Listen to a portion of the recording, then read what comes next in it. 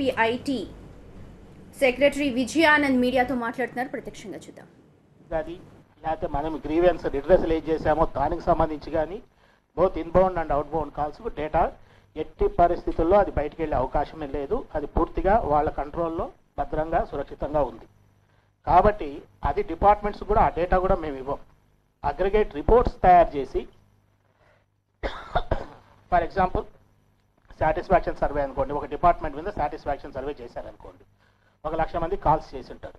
దాంట్లో వచ్చిన దాన్ని బట్టి ఎంతమంది సంతృప్తిగా ఉన్నారు, ఎంతమంది అసంతృప్తిగా ఉన్నారు, సంతృప్తిగా ఉంటే కారణం ఏంటి, అసంతృప్తిగా ఉంటే కారణం ఏంటి, దానికి సంబంధించి మాత్రమే ఆ అగ్రిగేటెడ్ రిపోర్ట్స్ మాత్రమే డిపార్ట్మెంట్కి వెళ్తాయి తప్ప డేటా డిపార్ట్మెంట్కి కూడా వెళ్ళదు. కాబట్టి డిపార్ట్మెంట్కు డేటా వెళ్ళే అవకాశం లేని 1100 అసలు డేటా లీకేజ్ అనే సమస్య లేదు. ఇది 3 రకాలైన ఈ డేటాబేస్లకు సంబంధించి. తర్వాత మనకు సైబర్ సెక్యూరిటీ ఆపరేషన్ సెంటర్ ఒకటి ఆంధ్రప్రదేశ్లో ప్రప్రథమంగా మనం క్రియేట్ చేశాం. ఈ సైబర్ సెక్యూరిటీ ఆపరేషన్ సెంటర్ ఏదైతే ఏపీటీఎస్ ఆధ్వర్యంలో నడుస్తుందో, ఈ సైబర్ సెక్యూరిటీ ఆపరేషన్ సెంటర్కి సంబంధించి ఆల్ గవర్నమెంట్ డిపార్ట్మెంట్స్ని దే విల్ మానిటర్. అంటే ఎవరైనా డేటా సెక్యూర్ చేసుకునేందుకు ప్రయత్నిస్తున్నారా, ఎవరైనా ఈ డేటాబేసెస్ మీద అటాక్ చేస్తున్నారా, డేటా ప్రూవ్ చేసేందుకు ట్రై చేస్తున్నారా అనేది కంటిన్యూస్గా వాచ్లో ఉంటుంది. కాబట్టి ఇండివిజువల్ రికార్డ్ అయినా సరే, forget about dump bulk records వదిలేసేయండి, ఇండివిజువల్ రికార్డ్ అయినా సరే ఎవరైనా ఒకవేళ డ్రా చేయాలనుకుంటే unauthorised persons, authorised agency can do. Department as unauthorised agency can pull the data and view it. Whereas any unauthorised person ఒకవేళ చేయాలనుకుంటే కూడా ఆటోమేటిక్గా అది మనకు తెలిసిపోతుంది. ఒకటి, ఎవరు చేశారనేది కూడా మనకు ఆడిట్ ట్రయల్ అనేది ఉంటుంది. కాబట్టి వీటిని అన్నింటినీ దృష్టిలో పెట్టుకొని my appeal through media to everyone is, Andhra Pradesh ప్రభుత్వానికి సంబంధించిన డేటాబేస్లు ఏవి కూడా లీకేజ్ లేదు, అన్నీ సురక్షితంగా ఉన్నాయి. ఎవరైతే ప్రజలు ఉన్నారో ఆంధ్రప్రదేశ్ ప్రజలు, వాళ్ళ వ్యక్తిగత డేటాకు సంబంధించి పూర్తి స్థాయిగా అది సురక్షితంగా ఉంది. వాళ్ళు ఎటువంటి ఆందోళన పడాల్సిన అవసరం లేదు. వాళ్ళ డేటా పూర్తి స్థాయిగా సురక్షితంగా ప్రొటెక్ట్ చేయాల్సిన బాధ్యత ఆంధ్రప్రదేశ్ ప్రభుత్వం మీద ఉంది. ఆంధ్రప్రదేశ్ ప్రభుత్వం ఆ పనిని చిత్తశుద్ధితో నిర్వహిస్తూ ఉంది. టెక్నికల్గా సంబంధించి I request Babu to say few words. Thank you sir.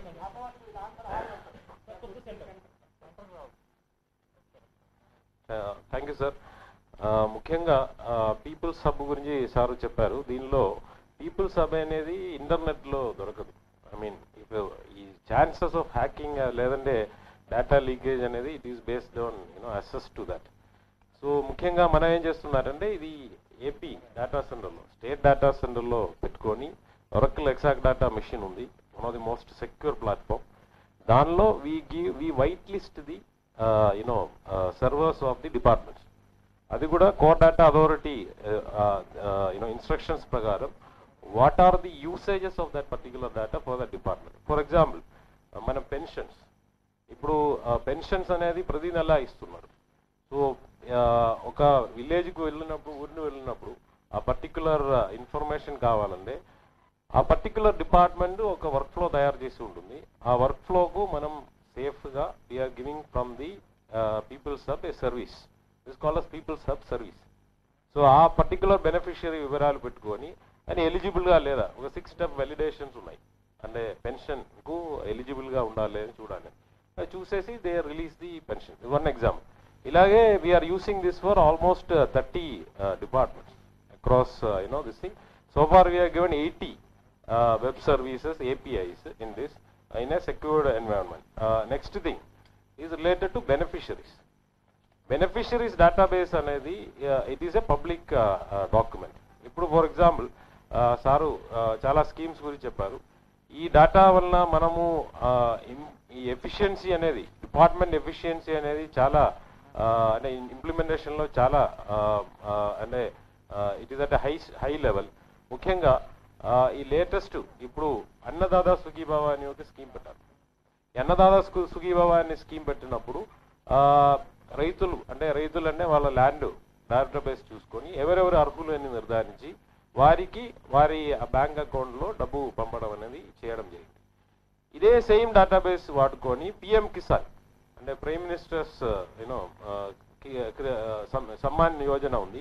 దాని కింద కూడా 2,000 రూపాయలు మొన్ననే In fact, Andhra Pradesh is one of the top states in getting the maximum number of beneficiaries under the PM Kisan. 33 లక్షల మందికి దగ్గర 32.27 lakh farmers కు last 3 రోజుల్లో 2000 రూపాయలు అనేది పడింది. Now this particular list is available for printout and exhibiting in the Gram Panchayat. ఇప్పుడు ఎవరెవరికి డబ్బు వచ్చింది, it can be printed out and exhibited in the Gram Panchayat. We have given it to all the agriculture department. ఎందుకంటే it's a gone to this particular person, అది ఎక్కడ exhibit చేశారు. ఇది అన్ని స్కీములు, you take MGNRGS, pension, ration, any scheme you take, this is done. ఇంకా ఒకటి ఏమనంటే ముఖ్యంగా ఈ 1100 గురించి మాట్లాడినప్పుడు this entire data is in a secured platform. ఇప్పుడు 1100లో 2 రకాలు ఉన్నాయి. ఒకటి ఇన్కమింగ్ కాల్స్ ఉన్నాయి, అంటే మన దగ్గర 85,000 ఇన్కమింగ్ కాల్స్ వస్తున్నాయి.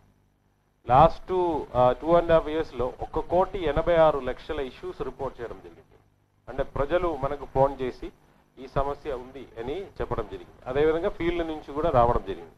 ఇవి ప్రతి ఒక్క సమస్యని లాస్ట్ మైల్ ఫంక్షనరీకి లింక్ చేసి అది రిజాల్వ్ చేయడానికి ఫాలోఅప్ చేస్తున్నారు కాల్ సెంటర్ నుంచి. ఇంకా ఒక విషయం అంటే ఈ అవుట్ గోయింగ్ కాల్స్, ఇప్పుడు మనం ఒక సర్వీస్ ఇస్తున్నారు, ఆ సర్వీస్ ఇచ్చిన తర్వాత దగ్గర 3 million calls we make in a day.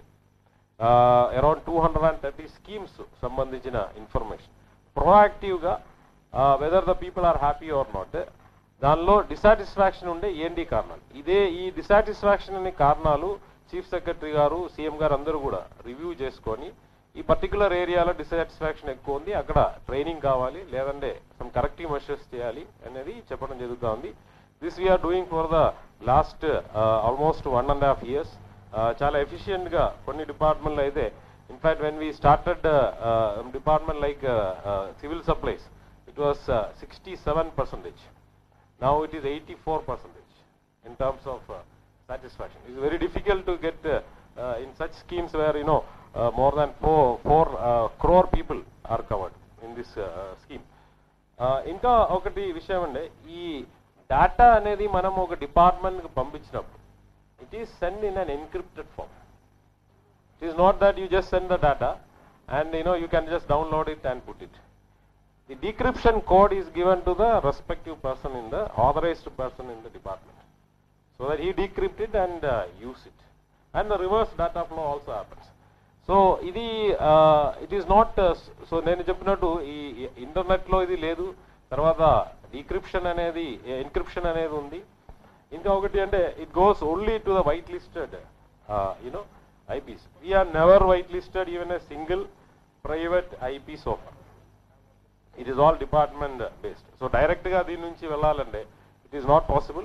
Private వాళ్ళకు private sources కు we won't give also.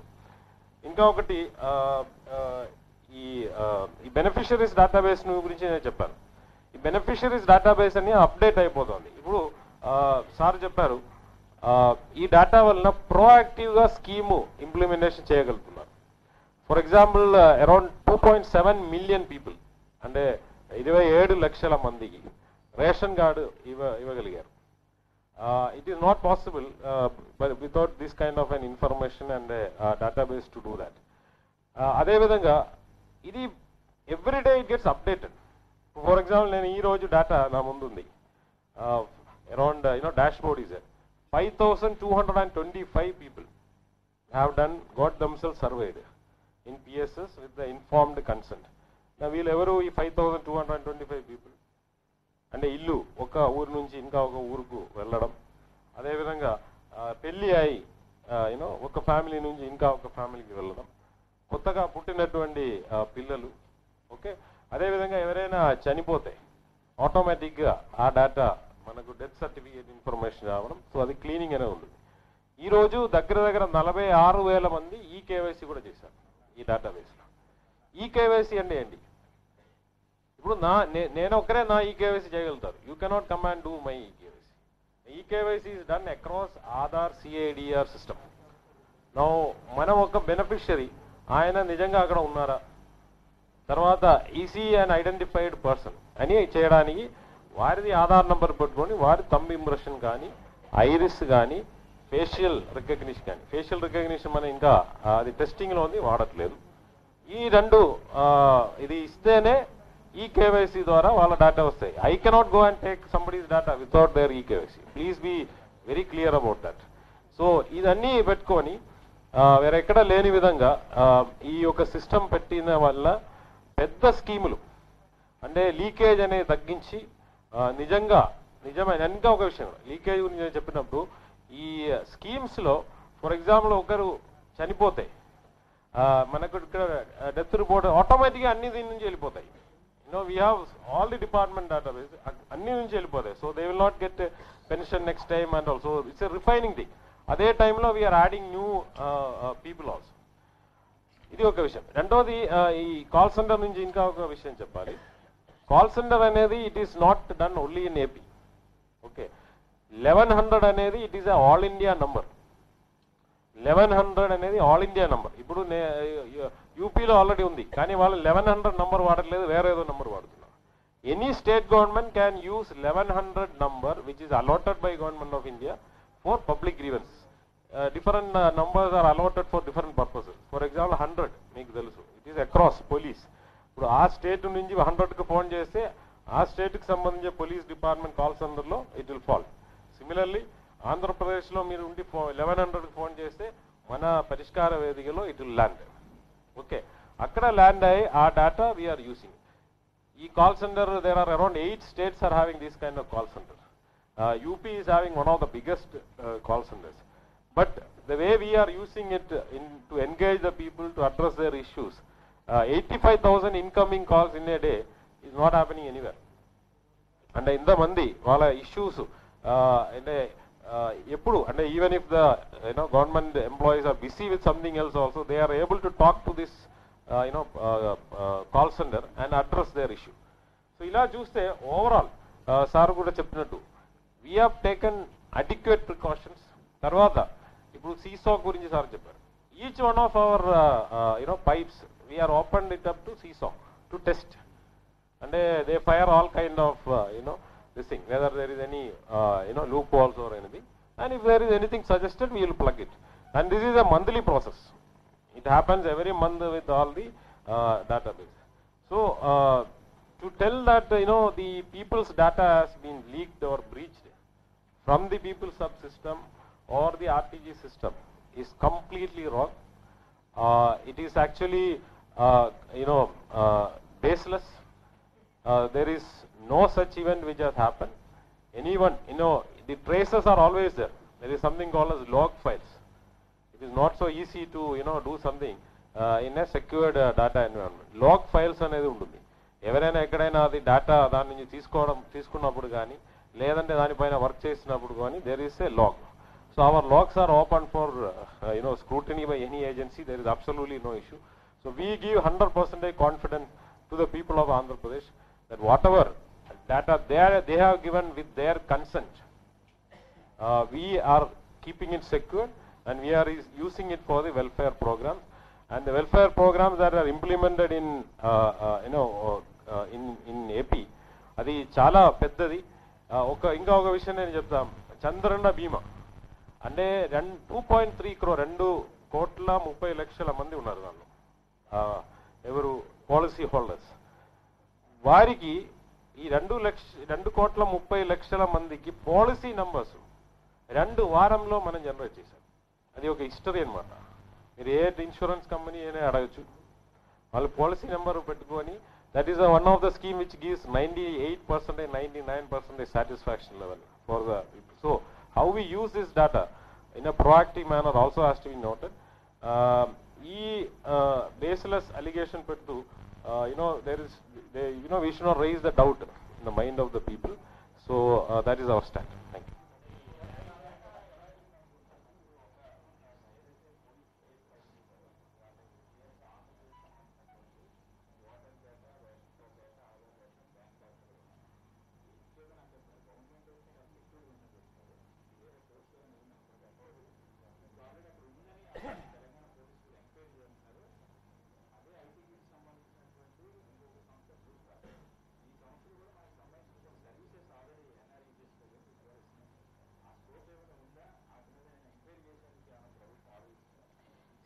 First of all మా దగ్గర అసలు డేటా లీకేజ్ లేదు అని చెప్తున్నాం మేము.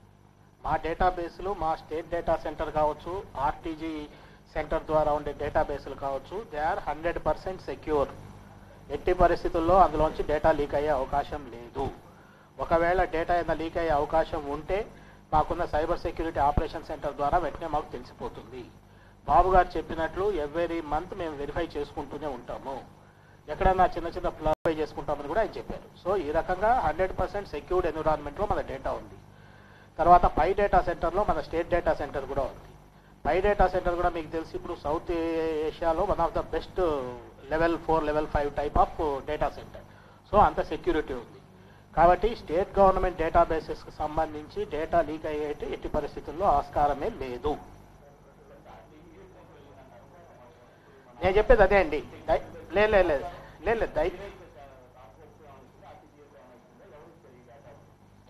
నేను మీకు అది లీకేజ్ అవ్వలేదు, ఎవరు ఇచ్చే అవకాశం కూడా లేదు. ఇస్తే ఆటోమేటిక్గా లాగ్ ఫైల్ ఆటోమేటిక్గా ఎంట్రీ అయిపోతుంది. ఈ సెడ్ వెరీ క్లియర్లీ.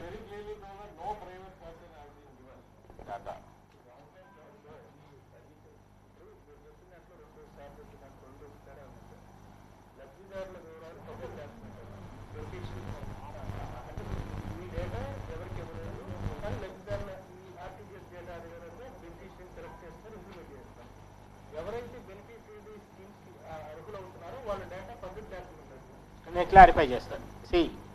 ఇప్పుడు ఏదైతే మన ఉదాహరణకి ఇది ఫర్ ఎగ్జాంపుల్ పెన్షన్సే తీసుకుందాం, లేకపోతే రేషన్ కార్డ్స్ తీసుకుందాం.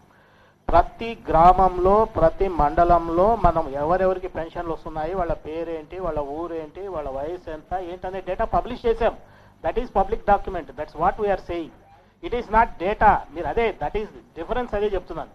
డేటా అనేది సెక్యూర్డ్గా మా సర్వర్స్లో ఉంటుంది. దాన్ని మనము ప్రతి గ్రామంలో ట్రాన్స్పరెంట్ వేలో ప్రజలందరికీ కూడా తెలియాలనే ఉద్దేశంలో ఎవరికి ఏ బెనిఫిట్స్ వచ్చాయనేది లబ్ధిదారుడి పేరుతో పాటు ఆయనకి ఏమేమి బెనిఫిట్స్ వచ్చాయనేది మనమే పబ్లిష్ చేశాం. ఎందుకు దాచిపెట్టాలి? బెనిఫిషరీ ఎవరు అనేది, ఏ ఊర్లో ఉన్నాడో, ఆయనకి ఏం బెనిఫిట్స్ వచ్చాయనేది దాచిపెట్టాల్సిన అవసరం లేదు కదా.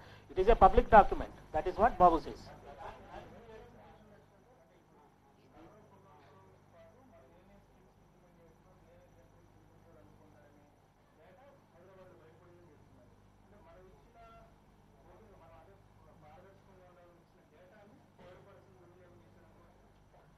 మీరు మళ్ళా నేను రిపీట్ చేస్తున్నాను, డేటా మనం పబ్లిష్ చేస్తున్నాము.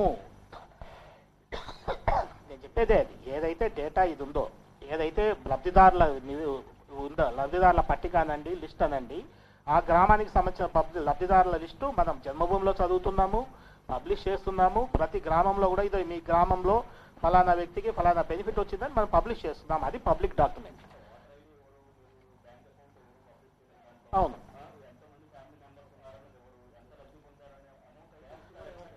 పేరుంటది. అవి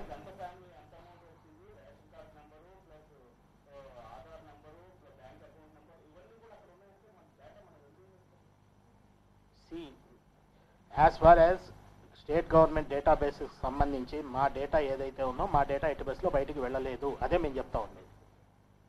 that is what we are making it very clear. అది ఉందంట కదా అంటే I cannot answer on that. మా డేటాబేసెస్ ఏవైతే ఉన్నాయో స్టేట్ గవర్నమెంట్ వినండి, డేటాబేస్ ఏదైతే ఉందో స్టేట్ గవర్నమెంట్ స్టేట్ డేటా సెంటర్లో కావచ్చు, ఆర్టీజీలో కావచ్చు, అది ఎట్టి పరిస్థితుల్లో లీక్ అయ్యే అవకాశం లేదు. అనాథరైజ్డ్ పర్సన్కు చేరే అవకాశమే లేదు. అది in fact we never share the Aadhaar data. In fact ఈ ఒక విషయం మన దీనిలో కూడా రాస్తారు. ఈ ఆధార్లో వెర్చువల్ ఐడి అని ఒకటి ఉంది. ఓకే, అంటే ఫ్యామిలీ, మనం ఇప్పుడు ఫ్యామిలీ హౌస్ హోల్డ్ అని మీరు ఫ్యామిలీ చెప్పినప్పుడు గుర్తు వచ్చింది. So for each family there may be 2 or 3 individuals. Aadhaar is for the individual. That data is never shared even with department. Okay, as per the Aadhaar Act, what we share is the household ID, which is a virtual ID. As per Aadhaar Act, we can create a virtual ID. So that virtual ID is around 28 digits numbers. So that's called as household ID. So for example, a household ID, when we are giving, that is how they check for, for example, housing department. ఆ హౌస్ హోల్డ్కు దీని ముందు ఇల్లు ఇచ్చారా లేదా అని చూస్తారు. So then they will sanction. So beneficiary data అనేది database formula, it can never go. It will go in the format of printable, PDFs. Latest last ఒక వారం ముందే almost 12,970 villages లో Annadata Sukhibhava list print out చేసి పబ్లిష్ చేశారు. And they are getting, in fact because of that మనకు 51 లక్షల్లో 42 లక్షల మందికి మనం డబ్బు పంపించారు. మిగిలిన 9 లక్షల మందికి అకౌంట్ నంబర్ లేవు. So the agriculture department people are covering that, collecting that account number so that we can send the money. So ఇది ఎలా తెలుసు అంటే this has to be put no. అక్కడ కూడా మీరు అన్నట్టు we are not publish the account number. It is camouflage. It is actually that maybe we don't know about how that data has come to us, but as far as we are concerned, we have certain policies. Aadhaar number anedi we never share with anyone, even with departments. In fact, that is against the Aadhaar Act.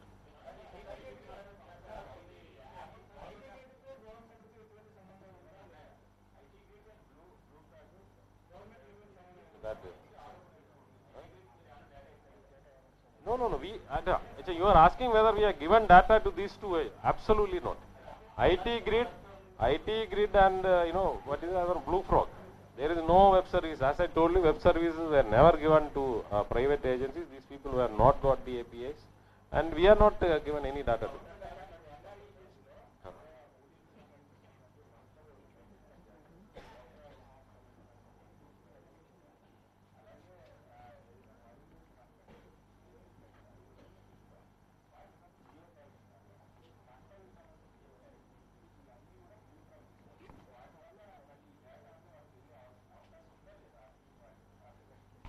అంటే so where is the data you have to find out? మీరు చెప్పిన అన్ని departmental database అన్నమాట.